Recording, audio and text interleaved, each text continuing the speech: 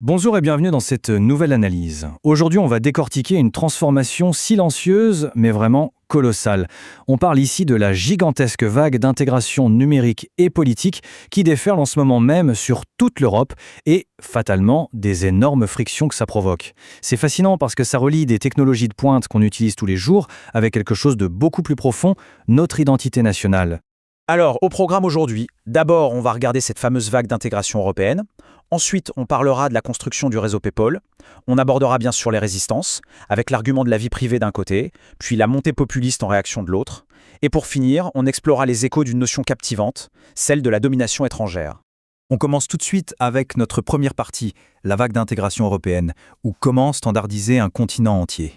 Le véritable cœur de cette transformation, ça porte un petit nom, VIDA, pour TVA à l'ère numérique. Concrètement, c'est un cadre européen unique qui vient complètement balayer l'ancien système et ses accords complexes entre pays. Le but ultime, c'est de nous éloigner une bonne fois pour toutes du bon vieux papier et des simples fichiers PDF pour imposer une facturation électronique hyper structurée par défaut. Autant vous dire que c'est un changement architectural monumental pour le commerce de tous les jours. Et ce tableau illustre parfaitement l'ampleur et surtout l'urgence de la situation. Ce n'est pas de la science-fiction ou un vague projet lointain, non. On parle de 12 à 15 pays, comme la Belgique, la Croatie ou la France, qui vont déployer ces mandats obligatoires presque en même temps d'ici 2026. L'échéance approche à pas de géant et ça va impacter littéralement des millions d'acteurs économiques. Ce qui nous amène logiquement à notre deuxième partie, la construction du réseau PayPal, ou ce qu'on pourrait appeler la grande poussée technocratique. Et oui, parce que pour imposer une norme pareille à l'échelle d'un continent entier, il faut une infrastructure technique en béton armé. Pour que le système tourne, chaque transaction va devoir transiter par un réseau d'échange à 4 voire 5 coins. Imaginez un peu un système postal ultra sécurisé où absolument tout, de l'expéditeur jusqu'au destinataire, passe par des fameux points d'accès certifiés. L'idée, c'est de garantir une interopérabilité totale, mais ça change fondamentalement la façon dont on faisait nos échanges directs jusqu'à présent.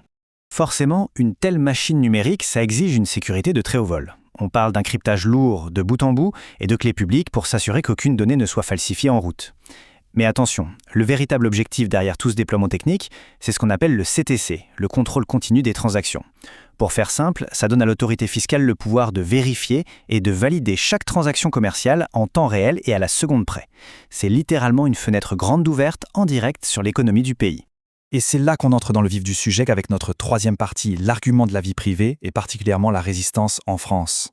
Parce qu'une intégration technique aussi massive et centralisée, ça commence sérieusement à faire grincer des dents au niveau national. En analysant les documents, on remarque un clivage très net dans le débat. D'un côté, on a les partisans du système qui y voient une infrastructure certifiée et super efficace pour faciliter les démarches fiscales.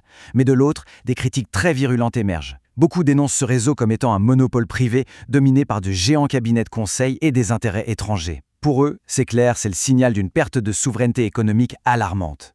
Et vous savez quoi? Les craintes vont encore beaucoup plus loin. Les opposants estiment que ce système transforme carrément les entreprises en agents de renseignement pour l'État. Imaginez le tableau. Centraliser l'intégralité des factures d'un pays sur quelques plateformes, c'est créer une vulnérabilité absolument immense. Dans nos sources, c'est même qualifié de véritable bombe nucléaire pour la sécurité nationale s'il y a la moindre fuite de données. C'est dire l'inquiétude. Donc, pour résumer un peu la critique française telle qu'on l'observe, tout tourne autour de la peur d'une surveillance en temps réel qui exposerait le moindre achat. On ajoute à ça la dépendance forcée à des plateformes privées, souvent payantes, et le tout imposé par un simple décret sans même un vrai débat au Parlement. Certains n'hésitent pas à brandir le mot Eurogoulag numérique pour dénoncer ce qu'ils voient comme un système ultra contraignant imposé d'en haut sans consulter personne. Passons maintenant à la quatrième partie, la montée populiste, et comment cette résistance politique s'organise, notamment dans les pays baltes. Alors, on va s'éloigner un instant de la fiscalité pour regarder la sphère purement politique, parce que cette réaction de rejet face aux mandats supranationaux, elle résonne de façon tonitruante ailleurs. Une analyse académique très intéressante du parti estonien EKRE, un mouvement de droite, nous montre la mécanique précise que ces formations politiques utilisent pour capter l'anxiété du public face aux directives de Bruxelles. Dans ce cas précis, le véritable catalyseur de cette anxiété, ça a été l'opposition totale au système de quotas d'Union européenne qui prévoyait de relocaliser plus de 58 000 réfugiés. Ce qui est fou quand on y pense et qui est essentiel pour bien comprendre la dynamique en jeu, c'est le décalage frappant avec la réalité du terrain. À ce moment-là, seulement 206 réfugiés s'étaient effectivement installés en Estonie. La charge émotionnelle du mandat bruxellois a donc très largement dépassé son impact réel. Et quand on regarde l'évolution de l'opinion publique sur ce graphique, l'efficacité de cette stratégie politique est redoutable. Le parti a réussi à transformer ce mandat européen en un véritable déclencheur émotionnel. Ils ont presque doublé leur popularité en un peu plus d'un an, en capitalisant sur les inquiétudes de la population après les attentats de Bruxelles et en martelant l'idée que l'Europe forçait la main du pays. Ce qui nous amène à notre 5e et dernière partie, les échos de la domination étrangère et les récits historiques. Mais d'où vient une réaction aussi viscérale au fond ? Eh bien, la psychologie politique nous éclaire énormément là-dessus, avec le concept de domination étrangère ou alien rule en anglais. C'est vraiment la clé pour comprendre pourquoi les directives européennes sont perçues de manière aussi épidermique dans les États post-soviétiques.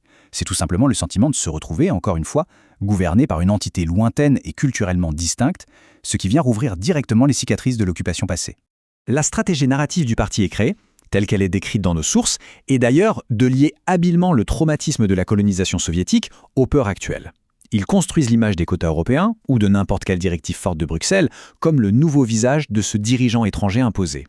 Ils créent un pont psychologique extrêmement puissant entre un passé douloureux et la peur d'être à nouveau subordonné.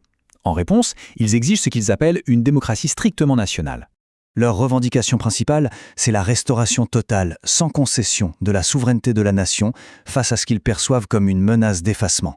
Comme leur programme l'indique noir sur blanc, les questions majeures doivent impérativement rester sous la coupe de la législation nationale.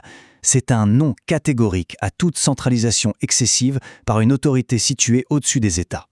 Et finalement, c'est ça qui est fascinant, tout ça nous ramène exactement à notre point de départ, qu'on parle des systèmes fiscaux ultra-numérisés qui arrivent en 2026 en Europe de l'Ouest, ou de la réécriture des enjeux politiques en Europe de l'Est, la friction de fond est exactement la même.